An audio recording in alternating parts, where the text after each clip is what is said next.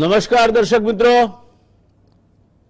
આજે આપણે કોરોનાની એક એવી આડઅસરની ચર્ચા કરવાના છીએ જેની અસર કોરોના કરતા પણ વધુ લાંબા સમય સુધી ચાલે અને કોરોના કરતા પણ વધુ ઘાતક અને ગંભીર પુરવાર થાય એવી આડઅસર એટલે બેરોજગારી। દર્શક મિત્રો, માર્ચ 2020ના અધવચ્ચેથી કોવિડની અર્થવ્યવસ્થા પર અસર વર્તાવા માંડી હતી। એને પગલે પગલે લોકડાઉન આવ્યું, જેને પરિણામે બેરોજગારીનો દર મે 17, 2020ના રોજ 24%એ પહોંચ્યો। આનું કારણ માંગમાં મોટો ઘટાડો અને પરપ્રાંતીય મજૂરોનું મોટા પાયે સ્થળાંતર હતું। આનાથી આગળ જઈને કહીએ તો મે મહિનામાં ભારતીય અર્થવ્યવસ્થાને ગ્રોસ વેલ્યુ એડિશનમાં 9% કરતા વધારે નુકસાન ગયું, એટલે મૂલ્ય વૃદ્ધિમાં 9% કરતા વધારે નુકસાન ગયું। ફેબ્રુઆરી ને એપ્રિલ 2020 વચ્ચે કુલ હાઉસહોલ્ડ એટલે કુલ પરિવારમાંથી 46% જેટલા કિસ્સામાં ઘરેલું આવકમાં ઘટાડો થયો। સોશિયલ ડિસ્ટન્સિંગના કારણે ઘણી બધી નોકરીઓ પર ઘા પડ્યો, જેની અસર ખાસ કરીને સમાજના મધ્યમ અને એથી વિશેષ નીચલા સ્તરની આવક ધરાવતા લોકો પર થઈ। કેટલાક ઘરોમાંથી કાં તો ઘરઘાટીઓ અથવા ઘરકામ કરનાર વ્યક્તિઓ પોતાના વતન ચાલ્યા ગયા, જ્યારે ઘણા બધા કિસ્સાઓમાં ખર્ચમાં કાપ મૂકવા માટે આ પ્રકારની નોકરીઓ બંધ કરવામાં આવી। મોટાભાગના લોકો પોતાના ઘરનું કામ જાતે કરતા થયા। એ લોકડાઉનની એક મહત્વની આડઅસર ગણી શકાય। પ્રધાનમંત્રી ગરીબ કલ્યાણ યોજના હેઠળ લગભગ 33 કરોડ જેટલા લોકોને 31,200 કરોડ જેટલી સહાય આપવામાં આવી। એનો અર્થ એ થયો કે 33 કરોડ જેટલા લોકો તો સીધા ગરીબીથી પીડાતા અથવા ગરીબીમાં સપડાયેલા લોકો હતા। મેના મધ્યમાં નાના અને માઇક્રો ઉદ્યોગોને આ કટોકટીમાંથી ઉગારવા માટે વધુ સહાય જાહેર કરવામાં આવી। Centre for monitoring Indian economy દ્વારા પ્રકાશિત વિગતો પ્રમાણે જુલાઈ 2017માં ભારતનો બેકારી દર માત્ર 3.4% હતો, જે એકાએક 17 મે 2020ના રોજ 24%ને આંબી ગયો। 20 જૂન 2020ના દિવસે વળી પાછો ઘટીને 8.5% થયો। જુલાઈ 2020માં એ વધુ ઘટીને 7.43% થયો। જો કે બિહારમાં આ દર 12.19%, આંધ્રપ્રદેશમાં 8.35%, રાજસ્થાનમાં 15.23%, તેલંગાણામાં 9% અને દિલ્હીમાં 20.3% રહેવા પામ્યો। ગુજરાતની વાત કરીએ તો ગુજરાતની કુલ વસ્તી 6,04,000થી થોડી વધારે છે। ગુજરાતનો બેકારી દર એપ્રિલમાં 18.71% હતો, તે ઘટતો જૂનમાં 2.82% અને જુલાઈમાં 1.88%એ પહોંચ્યો છે। આ સામે ભારતનો બેકારી દર જાન્યુઆરી 2020માં 7.22% હતો, તે ફેબ્રુઆરીમાં 7.76%, માર્ચમાં 8.75%, એપ્રિલમાં 23.52%, મેમાં 23.48%, જૂનમાં 10.99% અને જુલાઈમાં 7.43% રહેવા પામ્યો। લોકડાઉન આવ્યું, વર્ક ફ્રોમ હોમનું એક નવું કલ્ચર અમલમાં આવ્યું, કંઈક અંશે ઓટોમેશન વધ્યું અને આ બધાની સીધી અસર નોકરીઓ કપાવા પર થઈ। પરપ્રાંતિયોનું ગભરાટમાં જે સ્થળાંતર થયું એના કારણે 7 મેના દિવસે પૂરા થતા અઠવાડિયેમાં બેરોજગારીનો દર 27.11% જેટલો ઊંચકાયો। હજુ પણ ઘણી બધી નોકરીઓ પાછી શરૂ થઈ શકી નથી। ભારત સરકારના આંકડા મુજબ 17-18ના નાણાકીય વર્ષ દરમિયાન બેરોજગારીનો દર 6.1% જેટલો હતો, જે 45 વર્ષમાં ઊંચામાં ઊંચો છે। 45 વર્ષમાં ઊંચામાં ઊંચો બેરોજગારીનો દર છે। જાન્યુઆરીમાં 4100 લાખ લોકો નોકરીએ લાગેલા હતા, જેને બદલે જુલાઈનો આંકડો 3930 લાખ જેટલો થયો, એટલે કે એમાંથી 170 લાખ લોકોનો ઘટાડો થયો। આમાં આપણે દેશની સૌથી મોટી રોજગારી પૂરી પાડતું, જે લગભગ 94% કરતા વધારે રોજગારી પૂરી પાડે છે, તે અસંગઠિત ક્ષેત્રની તો વાત જ કરતા નથી। અસંગઠિત ક્ષેત્ર ઉપર તો જે વીતી છે તે હજુ પણ એમાંથી કળ વળી નથી। ભારતમાં મધ્યમ, નાના અને માઇક્રો એકમો સમગ્ર દેશમાં ફેલાયેલા છે. એની સંખ્યા 630 લાખ જેટલી થાય છે, જે ઔદ્યોગિક એકમોની સંખ્યાના 50% છે અને ભારતના ઔદ્યોગિક જીડીપીમાં 30% કરતા વધુ ફાળો આપે છે. ક્રેડિટ સ્વિસ દ્વારા જુલાઈ 2020માં બહાર પાડવામાં આવેલ વિગતો પ્રમાણે ગ્રામ્ય અર્થવ્યવસ્થામાં 29% જેટલો ફાળો કૃષિ ધરાવે છે, જ્યારે બાકીનો ફાળો ઉત્પાદન, કન્સ્ટ્રક્શન, જાહેર ક્ષેત્રીય કામકાજ, કોમ્યુનિકેશન અને ફાઇનાન્શિયલ સર્વિસીસ આપે છે. મનરેગા હેઠળ કામ માટે 12.5 કરોડ કુટુંબોએ એપ્રિલ અને જુલાઈ 2020 વચ્ચે અરજી કરી હતી, જે અગાઉના આ જ ગાળામાં 9 કરોડ હતી. આમ એમાં 40%નો વધારો થયો છે, જે ઉપરથી તમને ખ્યાલ આવશે કે ગરીબ તરીકે નોકરી શોધવા જનારમાં 40%નો વધારો થયો છે. આને કારણે કુલ બેકારીના દરમાં ઘણા મોટા પાયે ઘટાડો થવા પામ્યો છે. મનરેગા ન હોત તો કદાચ બેકારીનો દર આપણે કલ્પી પણ ન શક્યા હોત. પ્રશ્ન એ થાય છે દોસ્તો કે છેલ્લી ઉપલબ્ધ માહિતી પ્રમાણે 2017-18ના નાણાકીય વર્ષમાં બેકારીનો દર 6.1% થયો, જે છેલ્લા 45 વર્ષમાં ઊંચામાં ઊંચો હતો. 2020નું વર્ષ અંત તરફ જઈ રહ્યું છે, જેમાં મોટાભાગનો સમય લોકડાઉન અને મજૂરોની અછતથી માંડીને બજારોમાં માંગનો અભાવ જોવા મળ્યો છે. આ બધાની સહિયારી અસર ગણીએ તો શહેરી અને ગ્રામ્ય બેકારી મોટા પાયે વધી છે. ખાસ કરીને અસંગઠિત ક્ષેત્ર, જેના સાચા આંકડા પણ ઉપલબ્ધ નથી, ખૂબ મોટા પાયે અસર પામ્યું છે. લઘુ અને માઇક્રો ઉદ્યોગો, નાના વેપારીઓ, આ બધાના કિસ્સામાં મોટી તકલીફો હજુ પણ ચાલુ છે. દરમિયાનમાં કોવિડનું બીજું વેવ શરૂ થઈ ચૂક્યું છે. શિયાળામાં એ વધુ વકરશે તેવી દહેશત છે. ત્યારે ભારતમાં રોજગારીના મોરચે શું પરિસ્થિતિ થશે તે વાત અને આવી અસરને ઘટાડવાના ઉપાયો ગંભીર વિચારણા માંગી લે છે. ભારત સરકારે જાહેર કરેલ વિવિધ પગલાંની હજુ સુધી ખાસ કોઈ અસર દેખાતી નથી. દર્શક મિત્રો, જે લોકોની આગળ અથવા જે વ્યવસાય ગ્રુપની આગળ નાના શબ્દ લાગે છે, તેને માટે અત્યારનો સમય કટોકટીનો અથવા કસોટીનો સમય છે. આ સંપૂર્ણ બાબતની ચર્ચા કરવા માટે અને બેરોજગારી ક્યાં જઈને અટકશે અને એના શું પરિણામો આવશે તેની વાત કરવા માટે આજે આપણી પાસે એક અત્યંત નિષ્ણાત કહી શકાય એવી પેનલ ઉપલબ્ધ છે. એ પેનલમાં જોડાયા છે પ્રોફેસર સેબેસ્ટિયન મોરિસ. મોરિસ સાહેબને ગુજરાત સમાચાર ટેલિવિઝનના દર્શક મિત્રો માટે ઓળખાણની જરૂર નથી, આમે ઓળખાણની જરૂર નથી, પણ મોરિસ સાહેબ આપણા ત્યાં એક કરતા વધુ વખત આપીને એમની વિદ્વતાનો લાભ આપણને આપી ચૂક્યા છે. 1992થી આઈઆઈએમ અમદાવાદ સાથે સંકળાયેલા પબ્લિક મેનેજમેન્ટ એન્ડ પોલિસીના પોસ્ટ ગ્રેજ્યુએટ પ્રોગ્રામના મોરિસ સાહેબ પહેલા ચેરમેન રહી ચૂક્યા છે. નયનભાઈ પરીખ, અમદાવાદ આઈઆઈએમમાંથી અભ્યાસ, 25 વર્ષથી વધુનો મેનેજમેન્ટ સેક્ટરનો અનુભવ, ફાઇનાન્શિયલ એક્સપર્ટ અને 3 થી 4 મુખ્યમંત્રીઓના સલાહકાર તરીકે રહેવાની વિશિષ્ટ કાબેલિયત એ નયનભાઈ પરીખ પાસે છે અને અર્થવ્યવસ્થાના એ એક સારા પૃથક્કરણ કરનાર વ્યક્તિ છે તેમ કહીએ તો એમાં જરાય અતિશયોક્તિ નથી. ડોક્ટર હેમંત કુમાર શાહ, પ્રોફેસર કહીએ તો શિક્ષણવિદ અને નહીતર અર્થશાસ્ત્રી અને બનતી ઘટનાઓના એક ખૂબ જ ચકોર કહી શકાય, શાર્પ કહી શકાય તેવા પૃથક્કરણકાર એટલે હેમંતભાઈ પણ ગુજરાત સમાચાર ટેલિવિઝન માટે નવા નથી. શરૂઆત કરીશું આપણે મોરિસ સાહેબથી. प्रोफेसर साहब, बात यह है कि जो माहौल बन रहा है 2020 की साल में, उसमें बेरोजगारी एक बहुत बड़ा इशू बन के उभर रही है. जो असंगठित क्षेत्र है उसके तो कोई जिसको हम आधारभूत कह सके ऐसे आंकड़े भी उपलब्ध नहीं है.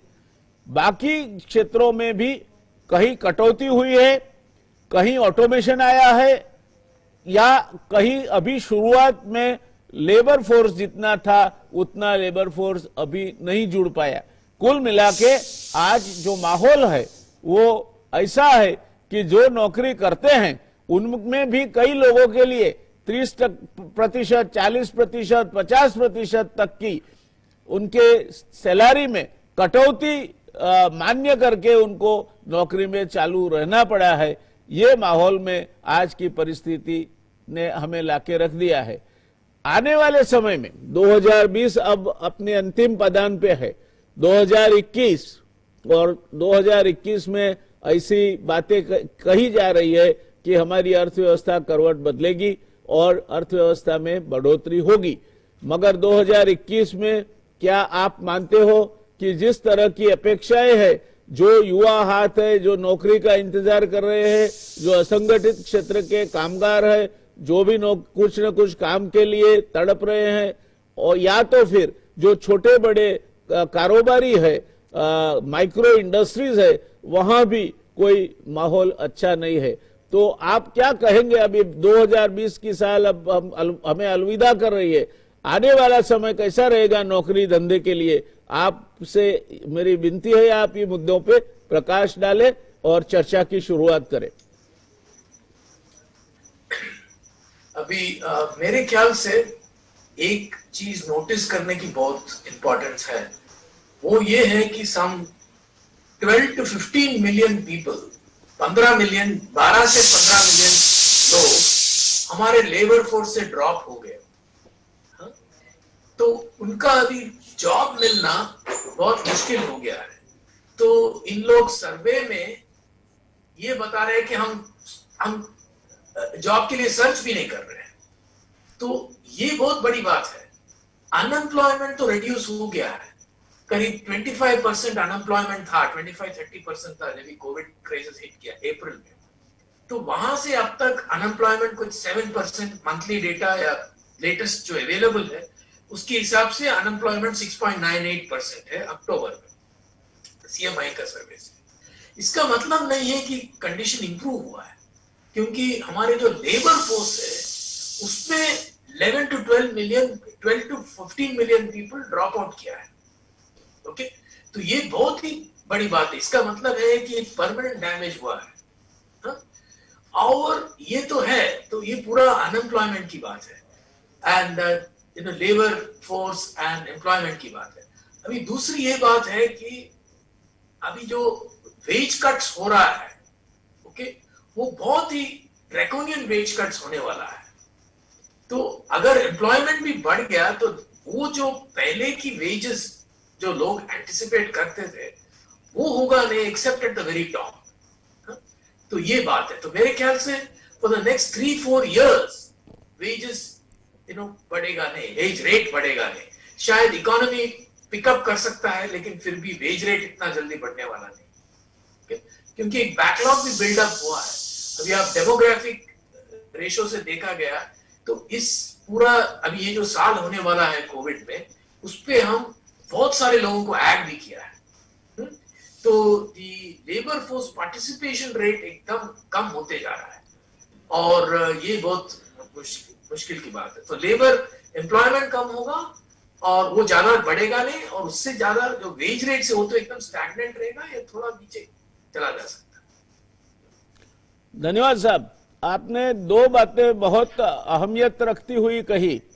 एक तो अनएम्प्लॉयमेंट रेट से हमें गुमराह नहीं होना चाहिए, वो कम होके 7% तक आ गया है, उससे ज्यादा हमें खुश होने की जरूरत नहीं है, क्योंकि जो अनऑर्गेनाइज सेक्टर है जिसके आंकड़े भी नहीं है, वहां करीब करीब 1.5 करोड़ लोग अपना काम खो चुके हैं और शीघ्रतम वो वापस आ सके ऐसी कोई संभावनाएं नहीं दिख रही है। और दूसरी बात आपने जो कही वो ड्रैकोनियन वेज कट, आपने बहुत खतरनाक शब्द इसके लिए यूज किया है, ड्रैकोनियन। गुजराती में एनो अर्थ थाय एकदम जेने राक्षसी पगार काप कहेवाय, एवा तमारो 100 रुपया पगार होय, 40 आपीशुं, રહેવું હોય તો રહો, નહીં તો ચાલવા માંડો, અને અત્યારના સમયમાં કોઈ ચાલવા માંડશે નહીં। આ બે મુદ્દા અત્યારની અર્થવ્યવસ્થામાં બહુ જ અગત્યતાના મુદ્દા છે। એટલે જે બેરોજગારીનો દર છે એ આંકડાઓથી આપણે ભ્રમિત થવાની જરૂર નથી. જઈએ હેમંતભાઈ પાસે. હેમંતભાઈ, આપ કઈ રીતે જુઓ છો આને? મોરીસ સાહેબે જે વાત કહી એની સાથે જોડીને મારે આપને એ પૂછવું છે કે જે મધ્યમ વર્ગ છે, નિમ્ન મધ્યમ વર્ગ છે અને જે રોજબરોજના ઉપર આધારિત જે ફેરિયાઓ છે, નાના વેપારીઓ છે, રેકડીવાળાઓ છે, મજૂરી કરવાવાળાઓ છે, એમની સ્થિતિ શું અત્યારે અને આવનાર સમયમાં એમની સ્થિતિ કેવી રહેશે? જે પ્રકારની પરિસ્થિતિ લોકડાઉનને પરિણામે ઊભી થઈ અને જૂનના અંત ભાગથી અનલોક થવાનું શરૂ થયું, એ પછી જે પરિસ્થિતિ ઊભી થઈ, આ બંને પરિસ્થિતિને જો આપણે એક સાથે જોડીએ તો એવું લાગે છે, જે આંકડા બતાવે છે તે CMIના, કે બેકારીનો દર ઘટતો ગયો છે. આ વાત સાચી છે, એમાં કોઈ શંકાને સ્થાન નથી. પણ મુદ્દો એ છે કે આમાં અસંગઠિત ક્ષેત્રના લોકો, જેનો ઉલ્લેખ આપે કર્યો, એ અસંગઠિત ક્ષેત્રના લોકોનો સમાવેશ નથી થતો. અને CMI એ આંકડો એવો આપેલો એપ્રિલ મહિનામાં કે 12 કરોડ 20 લાખ લોકોની રોજગારી ગઈ છે, એ લોકો બેકાર થયા છે. અને એ જો 12 કરોડના તમે લગભગ 5 એક ફેમિલીમાં એક છે, એક પરિવારમાં એક વ્યક્તિ છે એમ ગણીએ તો 5 વ્યક્તિનો એક પરિવાર, તો 60 કરોડ લોકોને તત્કાળ આવી અસર થઈ છે બેકારીની, એ બહુ સ્પષ્ટપણે દેખાય છે. મુદ્દો એ છે કે આ અસંગઠિત ક્ષેત્રના જે લોકો છે, એ અસંગઠિત ક્ષેત્રના લોકોને રોજગારી કેવી રીતે પૂરી પાડવી. 2013નો જે આંકડો છે તે આવો છે કે 47.3 કરોડ લોકો એ રોજગારી મેળવે છે ભારતમાં. અને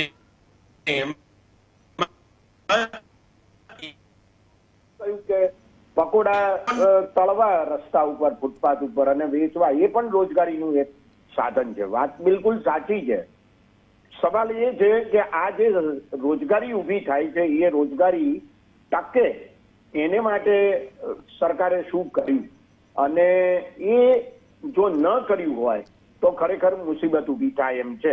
દાખલા તરીકે હમણાં જ 2 દિવસનો કરફ્યુ અમદાવાદમાં નાખવામાં આવ્યો, તો જે લોકો આવી છૂટક રોજગારી પ્રાપ્ત કરે છે સ્વરોજગારી મેળવીને, પછી એ રેંકડીવાળા હોય કે કિટલીવાળા હોય કે લારી ગલ્લાવાળા હોય, ગમે તે હોય, અથવા તો એવી છૂટક મજૂરી કરનારા માણસો હોય, એ બધાના રોજગારીનો સવાલ ઉભો થાય છે.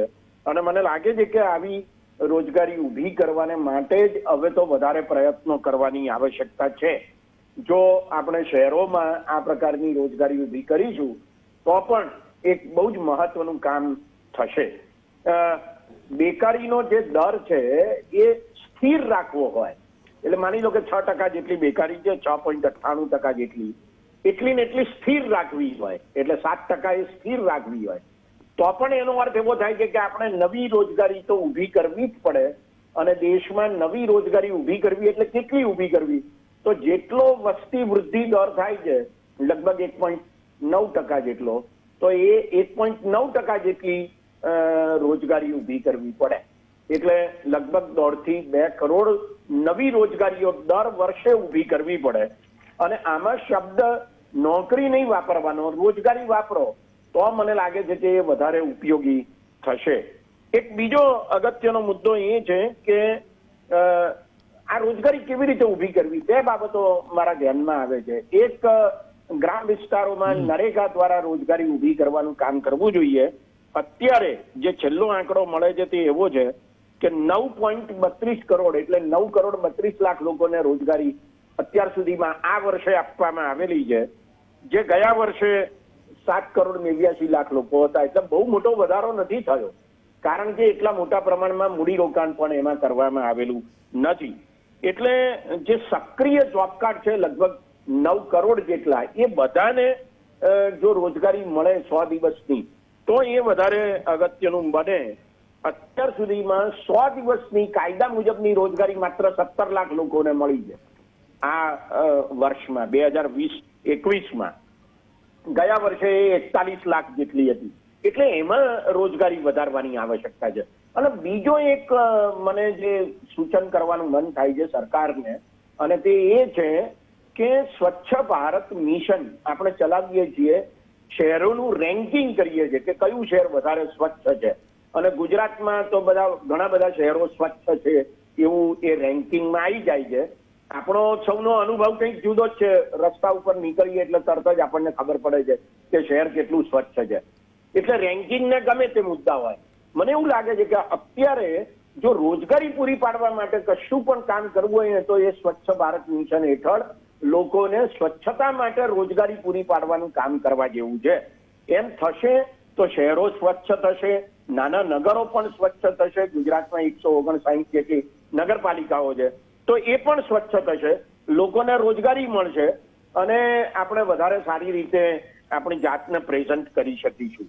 અને ત્રીજો મુદ્દો છે એ છે આ માઇક્રો, સ્મોલ અને મીડિયમ એન્ટરપ્રાઇઝીસ, જેમાં માઇક્રો એકમો જે છે એ બધા એકમો એવા છે કે જેમાં મોટે ભાગે 96% એવા છે કે જે 96%માં એ પોતે જ રોજગારી મેળવે છે અથવા તો પોતાના પરિવારના લોકો રોજગારી મેળવે છે. માત્ર 4% માઇક્રો એકમો એવા છે કે જે બીજાને રોજગારી પણ આપે છે. પોતે તો રોજગારી મેળવે જ છે, પણ ચાની કેટલી હોય તો બીજા 2 જણા કામ કરતા હોય એવા કેટલાક છે.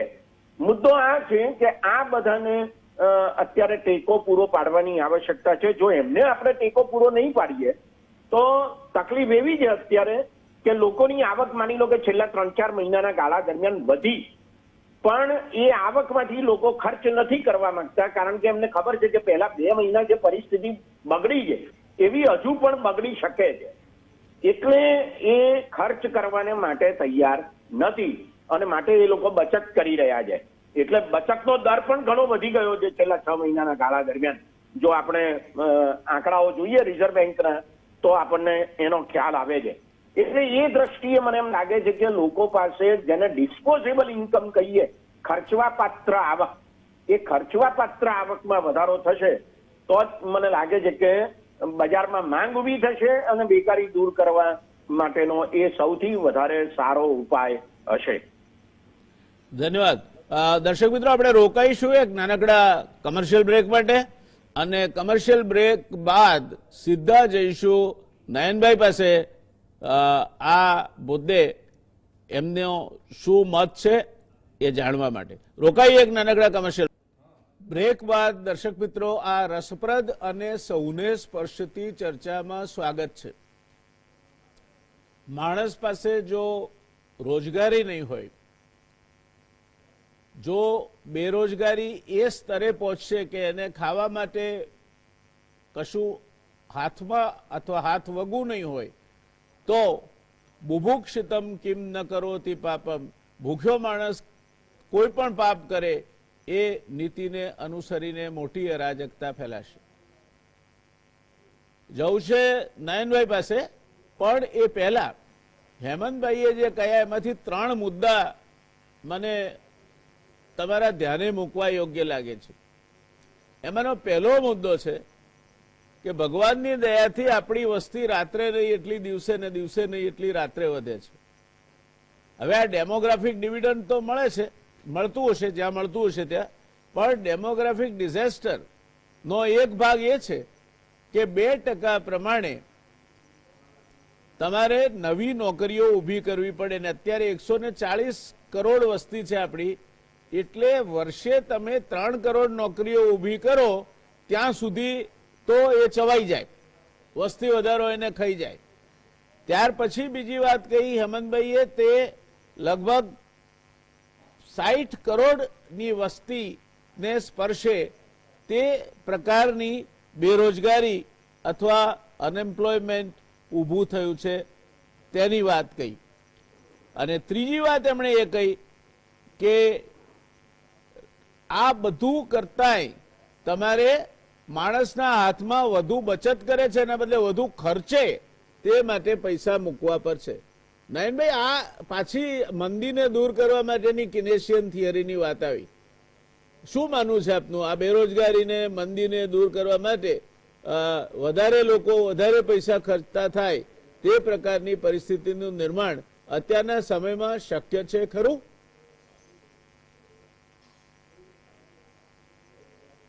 શરૂઆત એની સરકારે જ કરવી પડશે. મને લાગે છે કે એ શક્ય છે અને શરૂઆત એની સરકારે જ કરવી પડશે. આપણે ત્યાં major customer, major buyer, major activity comes from the government. એટલે આની શરૂઆત પણ સરકારે કરવી પડશે. આપણે આપણી આગળની ઘણી ચર્ચાઓમાં વાત કરી છે કે આ સમયે બજેટનું પ્રુડન્સ અને ફાઇનાન્શિયલ પ્રુડન્સ છોડીને થોડું સરકારે એક લીડ લેવાની જરૂર છે. એટલે આપણે બધા જાણીએ છીએ કે આવા સમયે જ્યારે જૂના જમાનામાં તકલીફો હતી ત્યારે રાજાઓ તળાવો ખોદાવતા, રસ્તા બંધાવતા અને બીજા એવા કામો કરતા જેથી રોજગારી આવે, પૈસા ખર્ચાય અને એક લાંબા ગાળા માટેની ઇન્ફ્રાસ્ટ્રક્ચરની વ્યવસ્થા ઊભી થાય. એટલે જેમ હેમંતભાઈ આગળ કહ્યું કે ભાઈ આપણે સ્વચ્છતામાં આ પૈસા ખર્ચવા જોઈએ. સાથે હું ગણું છું કે આપણે એક ફિઝિકલ ઇન્ફ્રાસ્ટ્રક્ચર જે ઊભું કરવાની જરૂર છે. એટલે આપણે ત્યાં ચોમાસા પછીના રોડ જુઓ તૂટેલા હોય અત્યારે, તો આપણે એક બાજુ બેરોજગારી હોય, એક બાજુ સરકાર પાસે પૈસાનું એવી સાવ તકલીફ નથી. જીએસટીની આવક જુઓ તો ગયા મહિનામાં આ વર્ષમાં જે હતી એના કરતા 10% વધારો છે.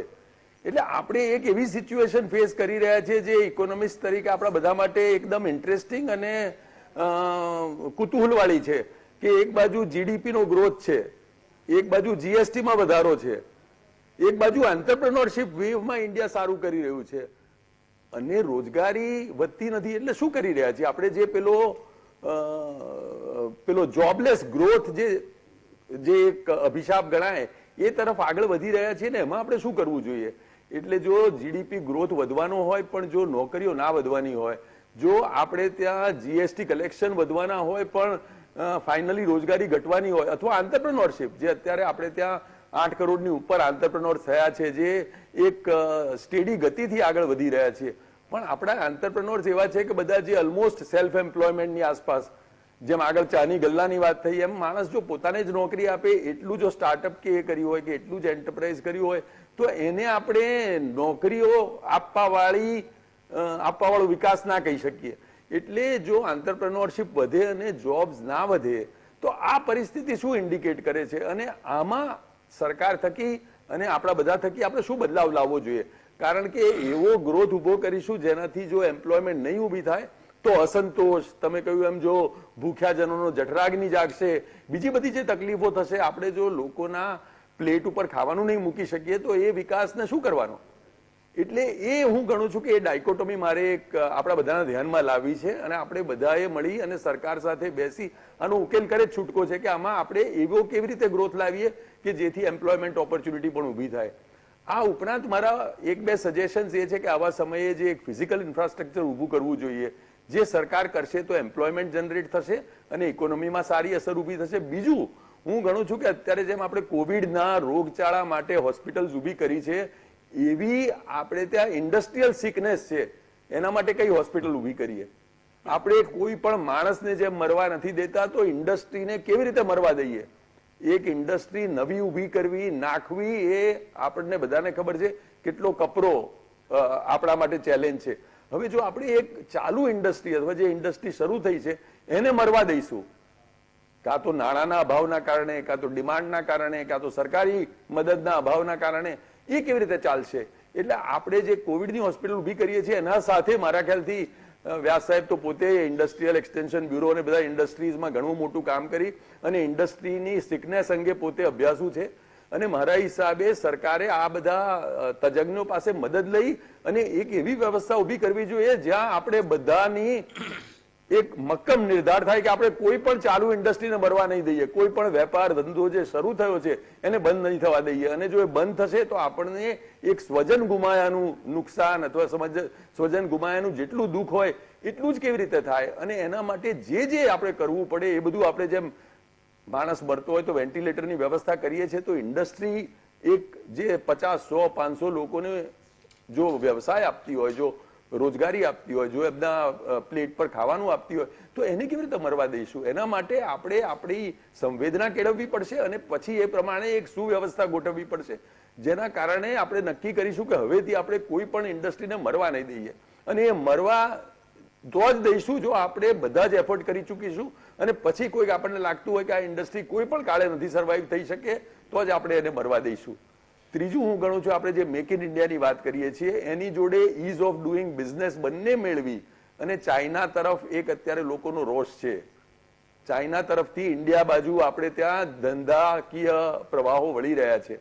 એમાં આપણે કેવી રીતે એક એવી વ્યવસ્થા ઉભા કરીએ કે ઇન્ડિયામાં આપણે ઉદ્યોગો આકર્ષીએ, ઉદ્યોગોને ઇન્વેસ્ટમેન્ટ આવશે તો એની સાથે ચોક્કસ રોજગારીની પરિસ્થિતિ પણ ઊભી થશે. એટલે હું માનું છું કે આ 2-3 ચીજો જો આપણે કરીશું, ફિઝિકલ ઇન્ફ્રાસ્ટ્રક્ચર કરીશું, આપણે ઇઝ ઓફ ડુઈંગ બિઝનેસ કરીશું અને જે ઇન્ડસ્ટ્રી ચાલુ છે એને જો મરવા નહીં દઈએ તો આપણે જો ઓલરેડી એમ્પ્લોયમેન્ટ ઊભી થઈ છે એ આપણે સસ્ટેન કરી શકીશું અને એ જ આગળ વધારી શકીશું. આપણે ત્યાં આ બધી જે એમ્પ્લોયમેન્ટ છે એમાં 2/3 એમ્પ્લોયમેન્ટ તો ખાલી ફાર્મર્સની અને ડેલી વેજર્સની છે. ખરેખર જે દર મહિને સેલરી આપે એવી એમ્પ્લોયમેન્ટ તો આપણે ત્યાં માત્ર 8 કરોડ છે. આને વધારીશું તો જો ઇન્ડસ્ટ્રી આગળ ચાલશે તો આ બધું આગળ થશે અને એ બાબતમાં આપણે કામ કરીશું તો મારા ખ્યાલથી આપણે આ બેરોજગારીના પ્રશ્ન પર મૂળમાં કામ કરી અને એના કંઈક લાંબા ગાળાના પરિણામો લાવી શકીશું. ધન્યવાદ નયનભાઈ. દર્શક મિત્રો, નયનભાઈએ 3 મુદ્દા ખૂબ અગત્યના કહ્યા. પહેલો મુદ્દો એમણે કહ્યો કે સરકારે ખૂબ ખર્ચ કરવો જોઈએ, અત્યારે તિજોરીઓ ખુલ્લી મૂકી દેવી જોઈએ, ફિસ્કલ ડેફિસિટની ચિંતા નહીં કરવી જોઈએ. હું એની સાથે 100% સંમત છું. અમેરિકા બીજા વિશ્વયુદ્ધ પછી ભયંકર મંદીનો સામનો કરી રહ્યું હતું ત્યારે અમેરિકાએ એક નિર્ણય લીધો કે આપણા દેશમાં પૂર્વ પશ્ચિમ ઉત્તર દક્ષિણ જોડતા રસ્તાઓને પુલો બાંધવા માંડો અને એ જે પુલો અને રસ્તાઓનું નેટવર્ક બન્યું એણે રોજગારી તો પૂરી પાડી પણ આખા અમેરિકામાં ઉત્તર દક્ષિણ પૂર્વ પશ્ચિમ બે રોકટોક તમે ધમધમાટ જઈ શકો એ પ્રકારનું રસ્તાઓ અને પુલોનું નેટવર્ક ઊભું કરી આપ્યું, જેણે અમેરિકાના વિકાસમાં અનેક ગણો ફાળો આપ્યો છે. નયનભાઈની આ વાત જચી જાય એવી છે. બીજો મુદ્દો છે કે નયનભાઈની વાત સાથે જોડીને કહેવા માંગુ છે કે મનરેગામાં પૈસા ખર્ચાય છે અને ખર્ચવા જોઈએ કારણ કે ગરીબોના હાથમાં જાય છે, પણ રાજાઓની વાત નયનભાઈએ કરી, એ તળાવ ખોદાવામાં પૈસા વાપરતા હતા, એમાંથી અસેટ ક્રિએશન થતું હતું. આજે MNREGA doesn't result into any asset creation. દર વર્ષે એના એ જ તળાવો ફરી ખોદાય, એની એ જ જગ્યાએ ખાડાઓ ખોદાય, એની એ જ જગ્યાએ એના એ જ કામ માટી કામ ફરી થાય, વળી પાછા ધોવાઈ જાય, અસેટ ક્રિએશન થાય, એ પ્રકારના કામો આપણે કરવા જોઈએ. આજે આપણે મનરેગામાં ખર્ચો પુષ્કળ કરીએ છીએ પણ સંપત્તિ સર્જન નથી થતું. એટલે આ બીજો મુદ્દો પણ નયનભાઈનો ખૂબ વ્યાજબી છે. અને ત્રીજો મુદ્દો એમણે જે કહ્યો તે તમારે જે ઊભું થયું છે, જેના પાછળ પૈસા ખર્ચાયા છે, નાણાં રોકાયા છે બેંકોના, નાણાકીય સંસ્થાઓના, એ ઉદ્યોગને શક્ય હોય ત્યાં સુધી મરવા નહીં દેવો જોઈએ. આ ત્રણેય વાતો મને લાગે છે કે મંદીને મારી હટાવી હોય અને બેરોજગારીનો असरकारक રીતે સામનો કરવો હોય तो खूब जरूरी है. मगर अब हम फिर से जाएंगे, सेबेस्टियन साहब आपके पास आना है. नयन भाई ने बात बात में इशारे इशारे में एम्प्लॉयमेंट इलास्टिसिटी इंडेक्स 0 हो गई है और उसकी वजह से जॉबलेस ग्रोथ हो रहा है, उसकी बात कही. तो ये जो विकास की जो नई तरह अभी पैदा हुई है जिसमें विकास होगा मगर कंकॉमिनेंट विद दैट जो नौकरियां होनी चाहिए वो नहीं खड़ी होगी, जॉबलेस ग्रोथ होगा. तो इसको रोकने के लिए क्या करना चाहिए? क्या आप मानते हैं कि हम लोग जॉबलेस ग्रोथ की ओर जा रहे हैं? और दूसरी बात है कि हमारे जो ग्रेजुएट्स हैं जो बाहर निकल रहे हैं, they are not readily employable. ये भी एक बात उनकी एम्प्लॉयमेंट के रास्ते में बहुत बड़ा एक अवरोध बन के खड़ी रहती है. तो आपकी क्या राय है इस दोनों चीजों के बारे में? देखो, जो कहते हैं कि एम्प्लॉयमेंट इलास्टिसिटी इंडिया में बहुत कम है, I agree, revealed employment elasticity कम है, लेकिन जब हम क्लोज टू 8.5% ग्रो किए थे from 2003-4 all the way to 2012-13, okay, we had good employment elasticity, employment का ग्रोथ भी अच्छा हुआ था. ओके, तो इंडिया का प्रॉब्लम क्या है कि हम धीरे रफ्तार से ग्रो नहीं हो सकता है. अगर हम धीरे रफ्तार से ग्रो किए तो गिर जाएगा। तो हमें बहुत तेजी से ग्रोथ करना है, और अगर तेजी से अराउंड 9-10% का ग्रोथ हो तो फिर एम्प्लॉयमेंट बहुत अच्छा से बढ़ेगा। ओके, और इसका वो जो स्किल्स कंस्ट्रेंट जो इंडस्ट्री है वो एकदम शॉर्ट टर्म कंस्ट्रेंट है, वो तो एकदम जल्दी से निकल सकता है, क्योंकि जब भी हमारा ग्रोथ बहुत अच्छा था एम्प्लॉयमेंट भी अच्छा हुआ है। तो ये जो एम्प्लॉयमेंट इलास्टिसिटी का थोड़ा बहुत डिक्लाइन हुआ है, लेकिन दूसरे नए सेक्टर्स पे बहुत ज्यादा भी है, जैसे some of the services sectors, manufacturing, export oriented sectors, इसका एम्प्लॉयमेंट इलास्टिसिटी ज्यादा है। अभी इलेक्ट्रॉनिक्स में एम्प्लॉयमेंट इलास्टिसिटी बहुत अच्छा है। तो ये जो गवर्नमेंट ने अभी किया है, चाइना का नियर बैन के एडवांटेज लेके कुछ इंपोर्ट सब्स्टिट्यूशन हो रहा है, उससे मेरे ख्याल से कुछ एम्प्लॉयमेंट का इंप्रूवमेंट हो जाएगा। लेकिन अभी उन्होंने ये जो कहा कि गवर्नमेंट एक्सपेंडिचर बढ़ना है, that is very very important. अभी आप देखा गया तो गवर्नमेंट का एक्सपेंडिचर, ये जो कोविड क्राइसिस आ गया है, तो उसके बाद government spending on a month by month basis अगर आप कंपेयर किया तो अप्रैल में 75% बढ़ा, फिर 20, फिर -20, फिर 45, फिर 5, फिर -15, -26 और अभी माइनस। ओके, तो गवर्नमेंट का स्पेंडिंग अभी गिर रहा है दीज मंथ्स। थोड़ा बहुत बढ़ गया था एक अगस्त एक्सेट्रा में, नॉट अगस्त, जुलाई में, लेकिन उसके बाद अभी गिर रहा है। ये कभी होना नहीं चाहिए। Government should maintain its expenditure. दूसरा ये बात है कि बहुत सारे लोग जो कॉन्ट्रैक्ट किए हैं गवर्नमेंट के साथ, उनका अभी भी पेमेंट्स बचा है, गवर्नमेंट ने उनको पे नहीं किया है। ये तीसरी बात है कि सेंट्रल गवर्नमेंट ने स्टेट गवर्नमेंट्स को इतना पैसा नहीं दिया, उनको देना चाहिए, क्योंकि वो तो अच्छी तरह से स्पेंड कर सकते। So this is the time for spending. ये जो फिस्कल डेफिसिट की बात बोल के बैठे हैं, ये फैमिली बजट नहीं है, ये गवर्नमेंट का बजट है, this is a budget of a nation. समझना चाहिए। तीसरी ये बात है कि अगर एम्प्लॉयमेंट बढ़ाना है फ्रॉम दिस लो बेस अभी जो है, growth has to come back, और ग्रोथ ये आना है besides the spending on infrastructure.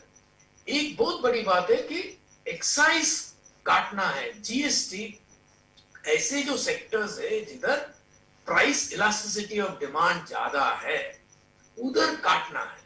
और ये जो सेक्टर है मेरे ख्याल से ऑटोमोबाइल तैयार है, टू व्हीलर्स और ऑटोमोबाइल। अभी टू व्हीलर्स और ऑटोमोबाइल कुछ बढ़ गया क्योंकि वो फेस्टिवल सीजन था और पेंट अप डिमांड था, इसने वाला है। वो जैसे गिरता है उससे पहले एक्साइज, ये जो जीएसटी कट उन्हें देना चाहिए, क्योंकि ये बहुत बड़ा सेक्टर है और इसका जो इनपुट आउटपुट लिंकेज है वो ज्यादा है, तो इसलिए वहां एम्प्लॉयमेंट बहुत अच्छी तरह से बढ़ सकता है। तो ऐसे दो चार सेक्टर को आइडेंटिफाई करके जिधर एम्प्लॉयमेंट इलास्टिसिटी और प्राइस इलास्टिसिटी भी ज्यादा है उधर देनी चाहिए एक्साइज ड्यूटी कट। बिकॉज सी ये कुछ अजीब सी बात नहीं है। जब भी ग्लोबल फाइनेंशियल क्राइसिस आ गया था, हम ड्यूटी कट्स ले लिए थे, अबाउट 40% ड्यूटी कट हुआ था। एट दैट टाइम हमारे जो फिस्कल स्टिमुलस था वाज अबाउट 3-4% ऑफ जीडीपी। अभी तो 1% से जस्ट बढ़ा है, और ये और भी बड़ा क्राइसिस है।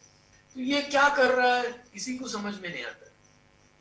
और जैसे कहा था कि इंफ्रास्ट्रक्चर में हम स्पेंड कर सकते हैं इंस्टेड ऑफ एनआरईजीएस, वो बहुत ही सही है। Urban infrastructure, particularly sewerage, sanitation, solid waste management, ये सब क्लेनलीनेस, रोड्स के बाउंड्रीज, वॉकवेज, साइकिलवेज, जो भी करना है, सिस्टम्स को तैयार करो कि कैसे क्लीन हो। अभी सिटी में आप फ्लो देख लीजिए, ड्रेनेज सिस्टम्स ठीक नहीं है, अभी ड्रेनेज कर सकता है, सूरेज कर सकता है। ये सब की प्रोग्राम तैयार करके एक बहुत बड़ा रिवाइवल होना चाहिए। नहीं तो अर्बन एरियाज पे वैसे ही पड़े रहेंगे, जो रूरल गया वो वापस जल्दी से आने वाला नहीं। It's a serious matter. तो ग्रोथ को उठाना है और एम्प्लॉयमेंट को भी उठाना है। There is no employment growth which can be sustained without growth. Okay? Employment follows growth. तो growth को बहुत अच्छी तरह से रिवाइव करना है। ये जो अभी देखो, अभी ऐसा जो कर रहा है मेरे ख्याल से माइनस रुकेगा इस साल में। तो उसको अगर हम -5 पे कर दिया, हाँ इजिली कर सकता है, तो फिर we would have cross the hurdle, तो फिर नेक्स्ट ईयर अच्छा से होगा। नहीं तो क्या है, नेक्स्ट ईयर थोड़ा बहुत रिवाइव होगा और उसके बाद we are going to face the next 5 years of low growth under 5%. Oxford, Oxfam and many other agencies ने प्रेडिक्ट किया है कि अगर हम ये परमानेंट जो एम्प्लॉयमेंट लॉस हुआ है उसको नहीं रिवर्स करेंगे तो हमारा growth, long term growth for the next 5-10 years कम हो सकता है.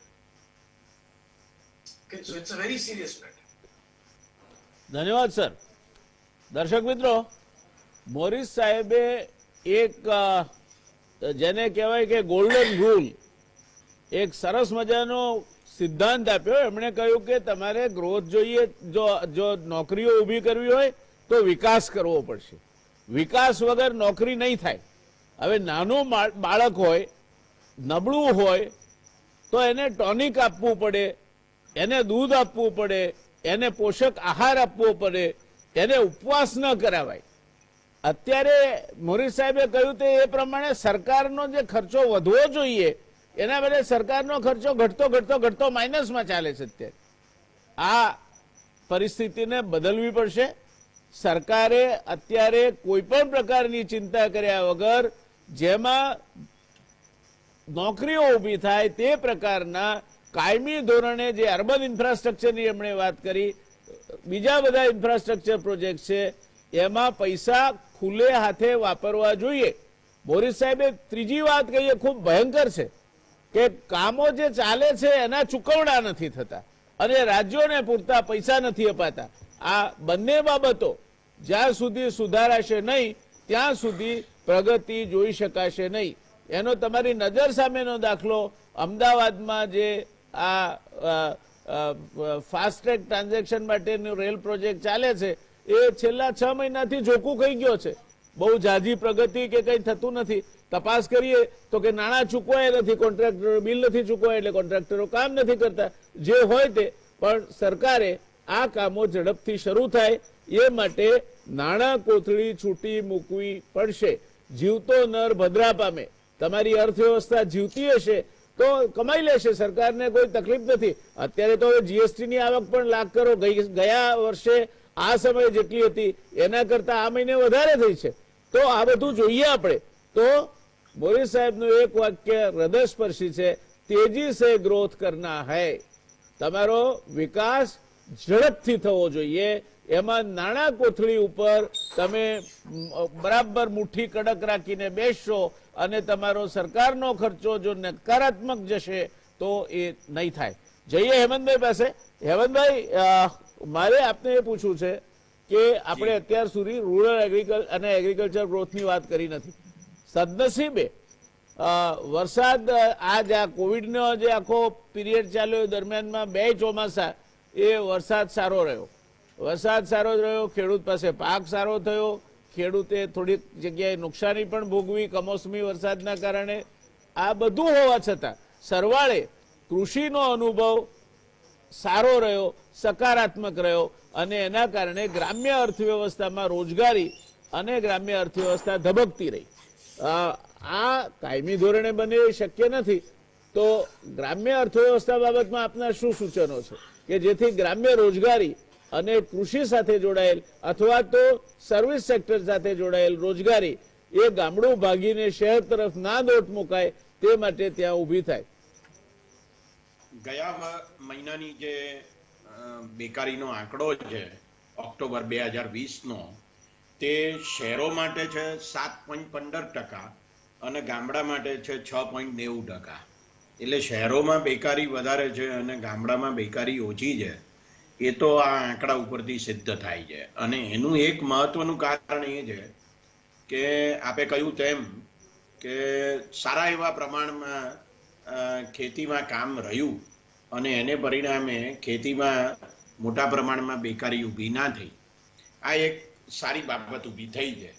પણ આપણે સૌ જાણીએ છીએ કે અર્થશાસ્ત્રમાં જેને પ્રચ્છન્ન બેકારી કહે છે, છુપી બેકારી કહે છે, એ ખેતી ક્ષેત્રમાં સૌથી વધારે છે અને ભારતમાં એ જ બેકારી ઘણા મોટા પ્રમાણમાં છે.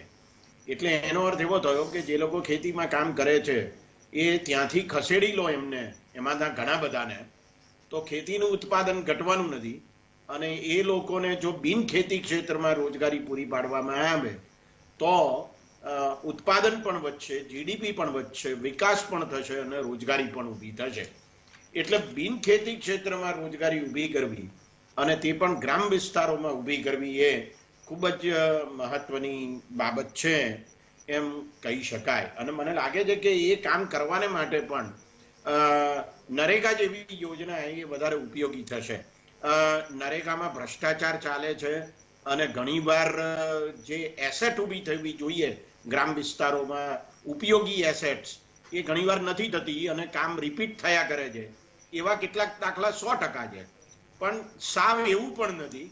એટલે એ દ્રષ્ટિએ જો જોઈએ તો નરેગાનો ઉપયોગ ઘણા મોટા પ્રમાણમાં કરવો જોઈએ અને સરકારે એને માટે અત્યારે જે ખર્ચ કરવાનું નક્કી કર્યું છે લગભગ 1 લાખ કરોડ રૂપિયાનું, એ 2 લાખ કરોડ રૂપિયા થાય તો પણ વાંધો નથી. સરકારે જે કુલ પેકેજ આપ્યા છે, હમણાં જે દિવાળી પહેલા 11મી તારીખે જે પેકેજ આપ્યું તે અને અગાઉ જે 20 લાખ કરોડ રૂપિયાના પેકેજની વાત હતી તે, આ બધું ભેગું કરો ને તો પણ કુલ 23 લાખ કરોડ રૂપિયાની આસપાસ પેકેજ થાય છે, જે જીડીપીના તો માત્ર 3-4%ની આસપાસ, અરે 10%ની આસપાસ કહી શકાય. હવે આ રકમ ખરેખર બહુ ઓછી છે, એટલા માટે કે એમાંથી ખરેખર સરકાર કેટલું ખર્ચ કરવાની છે એ વધારે મહત્વનું છે. અને એ જે હમણાં વાત થઈ તે મુજબ કે એમાં રાજકોષીય ખાધ વધારવાની આવશ્યકતા છે, સરકારે ખર્ચ કરવાની આવશ્યકતા છે. સરકાર વધારે વેરા ન નાખી શકે અત્યારે તો વાંધો નથી, સરકાર દેવું લે અને દેવું લઈને એ વધારે ખર્ચ કરે અને આ ખર્ચ એ માળખાગત સવલતો માટે થાય, રસ્તાઓ માટે થાય, નહેરો બાંધવા માટે થાય, એ નહેરોના સમારકામ માટે થાય, સ્વચ્છતા માટે થાય. આ બધી બાબતો પણ ખૂબ અગત્યની છે. અને તો મને લાગે છે કે મોટા જેને બિગ ટિકિટ પ્રોજેક્ટ્સ કહેવામાં આવે છે ને, એ બિગ ટિકિટ પ્રોજેક્ટ્સને અત્યારે બાજુ પર મૂકો કે જેમાં કરોડો રૂપિયાનું ખર્ચ છે, હજારો કરોડો રૂપિયાનું ખર્ચ છે, એને તમે બાજુ પર મૂકો અત્યારે. પણ જે નાના નાના પ્રોજેક્ટ્સ છે કે જેમાં કરોડ, 2 કરોડ, 5 કરોડનું ખર્ચ થવાનું છે સરકારને, એમાં વધારે રોજગારી ઊભી થાય છે. માટે એવા પ્રોજેક્ટ્સ વધારે હાથ લઈને કામ કરવું જોઈએ. 6-7% સુધી પણ જો રાજકોષીય ખાત થાય તો એની ચિંતા કરવાની જરૂર નથી. ભલે એ થાય, સરકાર એને માટે બેંકો પાસેથી, સહકારી બેંકો પાસેથી, ખાનગી બેંકો પાસેથી પણ દેવું લઈ શકે છે. અને આ દેશના 5 કરોડ 7 કરોડ પરિવારો એવા છે કે સરકાર માગે ત્યારે દેવું આપવા માટે તૈયાર બેઠા છે. તો એમની પાસેથી દેવું લઈને સરકાર ખર્ચ કરે તો જ મને લાગે છે કે બેકારી દૂર થવાની સંભાવના છે. આપની પાસેથી 5 મિનિટ ચોરી લઉં છું, મારે નયનભાઈ પાસે જવું છે એટલા માટે. જી નયનભાઈ, આપણા ત્યાં જિલ્લા કક્ષાએ જિલ્લા આયોજન નામનું એક વિભાગ હોય છે.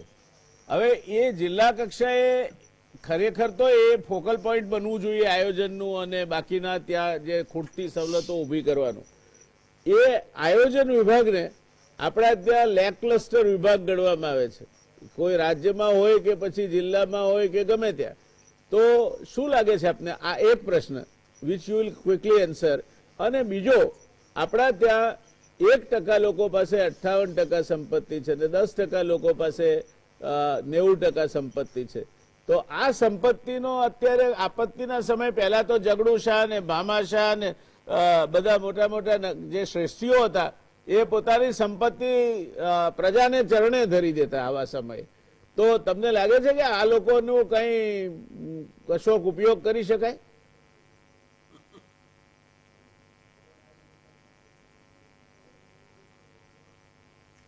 એક તો તમે પહેલા કહ્યું કે જિલ્લાવાળી વાત એ પહેલા લઈ લઈએ કે ખરેખર ફોકલ પોઈન્ટ એ જ હોવું જોઈએ. પણ જેમ તમે કહ્યું પ્રેક્ટિકલી શું થાય છે કે આને પનિશમેન્ટ પોસ્ટિંગ ગણવામાં આવે, એટલે જે સાવજ બિન કાર્યક્ષમ ઓફિસર્સ હોય એને એવા કામ આપવામાં આવે કે જિલ્લામાં કંઈ પ્લાનિંગ કરો, અને એના કારણે આખી એ વ્યવસ્થા ઉપર દુર્લક્ષ સેવવામાં આવે છે. હું ગણું છું કે ત્યાં તે જ ઓફિસર્સને મૂકો, ત્યાં ખરેખર કામ કરવાની જરૂર છે. તમે કહ્યું એમ that is where action is required. એટલે ખરેખર સારા ઓફિસર્સ ત્યાં જરૂર છે. આપણે ખરેખર આપણા બધાની આંખો ત્યાં લગાડવાની જરૂર છે. ત્યાં આગળ વ્યવસ્થા ઉભા કરવાની જરૂર છે અને ત્યાં જે આપણે ઇન્વેસ્ટમેન્ટ કરીશું, જે એફર્ટ કરીશું, એનું જે રિઝલ્ટ આવવાનું છે, લોંગ ટર્મ આવવાનું છે અને એમાં જે પાયાના લોકો છે એ જિલ્લા ક્ષેત્રે એને મદદ થશે. એટલે મારું ચોક્કસ આ તમે સારો પોઈન્ટ લાવ્યા છે, કારણ કે અત્યાર સુધી ચર્ચામાં આવ્યો નતો, એ કે જિલ્લા ક્ષેત્રે કામ થવું જોઈએ. જિલ્લા ક્ષેત્રે શું શું જરૂરી છે એ ઇન્ફ્રાસ્ટ્રક્ચર ઊભું થઈ જવું જોઈએ અને એમાં જિલ્લામાં જેટલી ઇન્વોલ્વમેન્ટ વધારે હશે એટલું જ રેલેવન્ટ ઇન્ફ્રાસ્ટ્રક્ચર ઊભું થશે. એટલે મનરેગામાં જેમ કોઈ ડબલ કામ થઈ જાય, એ જો જિલ્લાની ઇન્વોલ્વમેન્ટ હશે તો થશે જ નહીં. એ લોકોને ખબર છે કે ક્યાં શું શું થઈ રહ્યું છે, ક્યાં કરવાની જરૂર છે, ક્યાં કરવાની નથી જરૂર, ક્યાં તકલીફો છે, એ બધું એમને તરત ખબર છે. એટલે જિલ્લાની રિક્વાયરમેન્ટ તો બરાબર જ છે અને જિલ્લાને કરવું જોઈએ, એ વાત તમારી બિલકુલ વ્યાજબી છે અને આપણે એમાં પૂરતું ધ્યાન આપવાની વાત છે. બીજું આપે જે કહ્યું છે કે ભાઈ જે શ્રેષ્ઠીઓ છે એનો આ વખતમાં શું રોલ? એટલે ખરેખર આપત્તિના સમયે રાજાઓ શ્રેષ્ઠી પાસે જતા અને શ્રેષ્ઠી પૈસા આપતા, એટલે લોન આપતા. હવે આપણે અત્યારે જરૂર પડે તો કોઈક લોન લઈએ, એટલે ગવર્મેન્ટ ગેરંટીડ લોન્સ આપે, કોઈ જોડે સાથે પેલું કોર્પોરેટ સોશિયલ રિસ્પોન્સિબિલિટી તરીકે એ એક્ટમાં આપણે અત્યારે કંઈક વધારે એવી પ્રાવધાન ઉભા કરીએ કે જેથી સીઆરએસમાં લોકો વધારે પૈસા આપે. બીજું એ જે પૈસા આપે છે એની સામે આપણે અત્યારે એમની પાસેથી એ પૈસા લઈને એમને કશું જ ના મળે, એની જગ્યાએ એક એવી વ્યવસ્થા ઊભી કરીએ કે જ્યાં એમને સમાજમાં કોન્ટ્રીબ્યુશન કરવાનો એક સંતોષ પણ મળે અને સામે કંઈક 1% રિટર્ન પણ મળે. એ ચોક્કસ વ્યવસ્થા પોસિબલ છે. એટલે હું આ ગણું છું કે ઇન્ફ્રાસ્ટ્રક્ચરના આ બધા જે પ્રોજેક્ટ છે જે આપણે ખરેખર કરીએ છીએ એમાં કોઈક ને કોઈક રીતે જો આપણે પીપીપી કરીએ અને જો એ લોકોનું પાર્ટિસિપેશન ગોઠવીએ અને એ પાર્ટિસિપેશનમાં એવું ગોઠવીએ કે સરકાર મેજર ફાળો આપે, જેથી પેલું વાયબિલિટી ગેપ ફંડિંગ છે એ આપણે જે 20-25% રાખીએ છીએ આમાં 75% રાખીએ અને 25% ભલે આવા ઇન્ડસ્ટ્રીયાલિસ્ટ અથવા આવા જે આપણા શ્રેષ્ઠીઓ છે એની પાસે આવે. આપણે એવા જે હેમંતભાઈએ કહ્યું એનાથી હું થોડો એટલા માટે ડિફર થઉં છું કે બિગ ટિકિટ ઇન્ફ્રાસ્ટ્રક્ચર પ્રોજેક્ટની અત્યારે જરૂર છે. જે મારા મિત્ર સેબેસ્ટિયન મોરિસે બી કહ્યું કે ખરેખર અત્યારે નાની નાની ચીજો કરવાનો ટાઈમ નથી, એનાથી બહુ અસર બી નહીં થાય. આપણે જીડીપી ગ્રોથમાં એક મોટો જમ્પ લઈશું તો ખરેખર એમ્પ્લોયમેન્ટ પર અસર થશે. જો નાના નાના ચેન્જીસ કરીએ છીએ તો આપણે જોઈએ છે કે એમ્પ્લોયમેન્ટ પર એનો જાજી અસર થતી નથી. એટલે હું ગણું છું કે જે બિગ ટિકિટ ઇન્ફ્રાસ્ટ્રક્ચર પ્રોજેક્ટ છે એમાં કોઈક એવી વ્યવસ્થા ઉભી કરીએ કે જેથી આ ઇન્ડસ્ટ્રીયાલિસ્ટ જે આ શ્રેષ્ઠીઓ છે એ લોકો ફાળો પણ આપે અને એમને કોઈક એના થકી સમાજમાં કોન્ટ્રીબ્યુશન આપે ને સમાજને પણ ફાયદો થાય. Thank you. દર્શક મિત્રો, આજની ચર્ચા ઉપરથી તમે સ્પષ્ટ સમજી શક્યા છો કે જ્યાં સુધી વિકાસ ન થાય અને તે પણ ધમધમાટ વિકાસ ન થાય ત્યાં સુધી બેરોજગારીની સમસ્યા દૂર થાય એવી કોઈ શક્યતા નથી. બીજું, છેલ્લા 5 વર્ષમાં જે ભેગી થયેલી બેરોજગારી છે એના માટે અત્યારે છેલ્લી તક છે. જો એનો જો કંઈ ઉકેલ નહીં શોધીએ અને મોટા પાયે રોજગારી ઊભી થાય તે પ્રકારના આયામોમાં આપણે ખર્ચા નહીં કરીએ તો ફિસ્કલ ડેફિસિટ કદાચ જાળવી શકાશે, પણ એ તો મહેતાજીની ચોપડીમાં લખેલા આંકડા છે.